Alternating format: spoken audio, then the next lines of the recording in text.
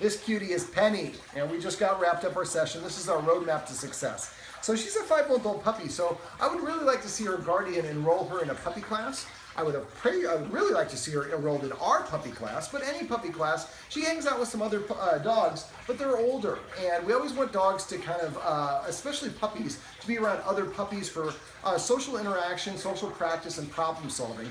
Also, the razor teeth, which she's just starting to lose, the other puppies will have them. So it really helps if you have a puppy, taking a puppy socialization class can really help reduce the mouthing and nipping, especially the chewing for little puppies. It feels good to chew, it doesn't feel so good to be chewed upon. So when it comes to chewing, if the dog is, anytime the dog's teeth touch the lips or teeth touch your skin, what I would do is yelp kind of like, and freeze like that. I would usually a little bit more enthusiastic. I can't get the high pitch anymore. Freeze for a second, and the dog will freeze, and as soon as after a second or two, then you can go back to petting the dog. But this should be anytime the teeth touch you. Bite inhibition is one of the most important things we can teach our puppies. Now, if that doesn't work, the other option that I have is I would have a nylabone or an antler or an appropriate hard chew toy in my pocket at all times. So if she starts nibbling on me, I might tease her by tapping her here, then I tap here, then I tap here, then I tap here, and then eventually she comes over and she grabs it, and I let her, and I kind of tug war a little bit, and then I let her take it away from me. So now she feels a victory. She goes over and chews on it somewhere else. Another factor to consider, when puppies chew or mouth, a lot of time that means that they need a nap. So consider how long it's been since your puppy had a nap. And if we have a room that's isolated for just the puppy like we do here, maybe we'd leave the room and give the dog a chance, puppy a chance to take a little bit of a nap. So yes. Let me see, what else? For potty training. Actually, for all of these things, I have a section on my website. It's doggoneproblems/quest-ed. And my puppy's name is Quest. My grandfather's name is Ed. He was born on his birthday, so that's why it's his namesake.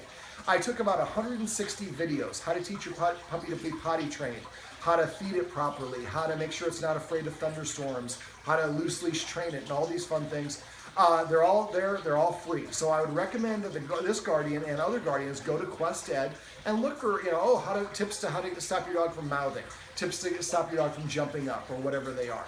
I have one specifically for potty training. Now, most of us have too many words for potty, and that was the case here. It was, I think, go do your business, or something along those lines. We want a one-word command for puppies. Dogs tend to key on the first word that they hear. So if they hear a long expression, and we also say go for other things, that can confuse them. So we've changed it to business, and the guardian may change it to something else as well. The way we do it is we take the dog outside, and we follow it along with it. Don't pull the leash, let the dog kind of go where it wants. I give it 5 minutes to go. If it doesn't go in 5 minutes, it's not going to go. So after 5 minutes, I bring it back inside, and I would carry it or put it on in the kennel, so that I'm hoping for 10 minutes for it to kind of have the potty dance. Why didn't I potty while I was outside? I had the chance to go, and I didn't go. Well, then we take the dog outside another 10 or 15 minutes later, give it another 5 minutes. As soon as the dog starts going, we pull out a treat. The second it pops into the dog's mouth, we say business, or whatever the command word is. Actually, let me back up. When we're following the dog around, as soon as it starts to pee or poop, same word, I say the word business in a normal tone of voice. Don't get too excited. And don't interrupt them. The guardian, we just did this outside. The guardian wanted to go over and reward the dog. We'll stop the dog from evacuating its bowels. As soon as the dog gets done pottying, then we say the word business again as the treat touches their lips. Anytime you use a treat, they should hear the command word the second the treat touches their lips. And then we're going to spend a minute or so petting the dog. Now, for the next week, I would recommend that we pet the dog. We give the dog like 5 treats. Business, business, business, business, business. So that dog's like, if I poop inside, nothing happens. If I poop outside, I get the mother load, these great treats, I get 5 of them. Now, if you do go to Quest Ed, there's a section on potty training where I share some other potty training tips and secrets. I'd suggest you go there. Let me see, what else? Teaching the dog to drop. Most of us want to get our puppy to drop things, and we only practice that when they have things they shouldn't have. Well, we have to practice and establish this behavior first. So when the puppy has an appropriate chew toy, a doll, anything they're allowed to have, what we do is we hold the treat right in front of their nose. They'll try to take it with the item in their mouth. Wait for them to drop it. As soon as they drop it, pop that treat in their mouth and say the word drop. And then walk away. Then the dog gets to go pick up the item and chew it again. So it's like, okay, so if I drop it, you give me some really good stuff, and I get to chew it again? Deal. Well, if you practice that enough, then when your puppy has a butter box or, you know, a pair of your underwears or a shoe or whatever it is, and you say drop, the dog spits it out of its mouth because it wants to get that treat from you. Positive reinforcement is the way to go, especially with puppies. We never want to punish a puppy, hey buddy, for doing the wrong thing, like for potty training. A lot of people will rub the dog's nose in it, or we make a big deal out of it. I appreciate all the kisses. We don't want to do that. We only want to use positive reinforcement. Now, when it comes to training our puppy, we have a window. The dog's neurons will actually get tired of firing. So if you're working with your puppy and it does something it knows how to do, and after a minute or two it stops performing, it's not being difficult or obstinate. Its neurons have just become fatigued. It's like if you're lifting weights, you can only do so many curls before you get fatigued and you can't do anymore. No matter even if you want to, your muscles are just done. Same sort of thing for puppies. So when you're doing puppy training, keep the training session to 3 minutes or less. And again, something my apprentice Tara always points out and reminds me to say, always end on a good one so the dog has a positive recollection of it. Now this is a little dog and she likes to jump up. Anything a puppy does, well, and a puppy and adults, and we pet them, we're rewarding them. So if she jumps up on me and I pet her, I'm just teaching her, if you want a human to pet you, just jump up on them. So what I've been doing throughout the session, every time she jumped up on me, excluding this video, is I just ignored her. I didn't say no, I didn't disagree, I didn't push her down. I just waited for her to stop. As soon as she got down and sat down, or if I told her to sit down, then I gave her a treat. Now that's always a good thing to do, a good habit to get into. If you're correcting your dog, after correcting your dog, always look for an opportunity to get your dog to do something that it does know how to do.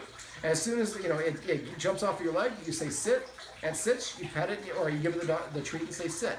If it's doing something you don't want, you disagree, and then you redirect it to roll over or do whatever it is. Now, one other thing I went over with the Guardian is something I like to call passive training. Anything that your dog does on a regular basis, you can train them to do on command by simply rewarding it. So every time she comes over to you, her word is here. So every time the dog comes to us, we're just going to pet her and say the word here. Even though we didn't ask her to do it. Now, I wouldn't do it if she's jumping up on us, but she just comes over, pet her, and say here. After a while, she associates the sound of the word here with the action, and because we're petting her within 3 seconds, she connects that with all 3 things together. And so the more that you do that, after a while, you get your dog doing these things on command for you, and it's a really, really easy way to do it. Now, she is a licker. I don't let dogs lick me in the mouth. One thing that I read an article recently where a guardian had a puppy, or actually I think it was an adult. Puppies would probably be safer on, but the guy had a cut from shaving. The puppy or the dog licked it, and he caught botulism. They had to put the guy in a coma for 6 weeks. There's a misnomer that dogs' mouths are clean and some sort of disinfectant or something. The guardian works in the medical field. She's shaking her head no.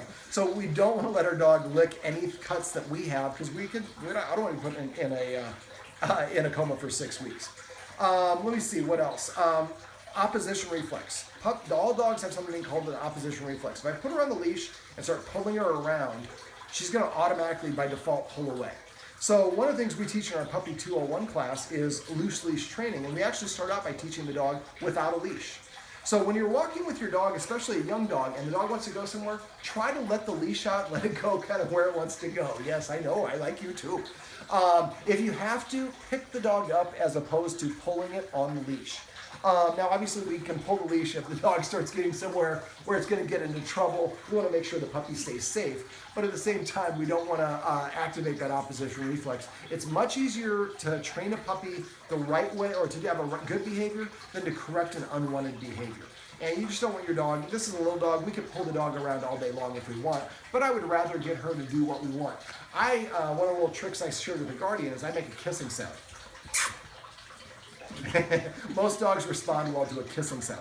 One thing I didn't go over with the Guardian is I disagree with dogs by making a hissing sound. Cats, skunks, snakes, cougars, mountain lions, even bunny rabbits make a hissing sound as a warning. So if you see your dog about to do something the wrong thing, hiss like a cat. Not a psst, and not, well, you could do that one too, but I just do all S's. And one last little tip before we wrap this up, carrots. Carrots and broccoli actually will help give your dog ward off types of cancer. Oh, there. and then I can go back to petting her. So a little freeze. That was a great example. Thank you, sweetheart. So getting little baby carrots, especially she's about to start teething. So if we get her used to chewing on carrots, little baby carrots, when she's chewing, let's say she's chewing on this, I see her licking it. The licking is a precursor to chewing. So as she's licking it, I go to the freezer, grab a couple of baby carrots, and I put them on the floor away from it, and I tap the floor. She turns around away from it and lays down on the floor, and she gets to chew those carrots, which are good for her. And now she's out of sight, out of mind. If you make a big deal out of your dog not chewing something, sometimes you can create a desire to want to do that. And one last thing, I know I just said another last thing, but I feed my puppy. If you have a puppy, I would recommend feeding it multiple times a day. I fed my puppy 5 times a day. This way their stomach doesn't have to stretch to accommodate all the food, and later in life they don't have to eat as much to feel full. So what I do is I feed my puppy for a couple months out of toys, treat dispensing toys. This way the dog has more of a proclivity to chew toys as opposed to your furniture and your shoes, because every time I chew one of these toys or nudge the ball, treats fall or my kibble falls out and I get to eat it that way.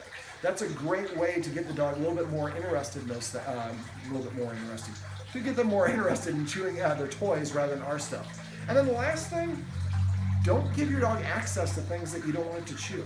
So at least for the first couple months, don't leave shoes around, don't leave socks, t-shirts or underwear. We sweat in those areas, and it's very highly desirable for dogs to chew those. So just don't give your dog an opportunity to do this. My little puppy Quest, who's on the Quest Ed is for him, at 5 months old, because he was in a little puppy playpen, and anytime I couldn't supervise him, it was full of appropriate chew toys. And at 5 months old, I could leave him unsupervised in my living room with plenty of other stuff that he wasn't allowed to chew on. He didn't do it because he never got into a habit of doing it. So like I mentioned earlier, stopping your dog from developing a bad habit is much easier than correcting one that you don't like. All right, are you right now that you're settled down? We're about to end the video. Do you have anything to say to the people at home? Like Doggone Problems on Facebook, and remember, everything you do trains your dog, only sometimes you mean it.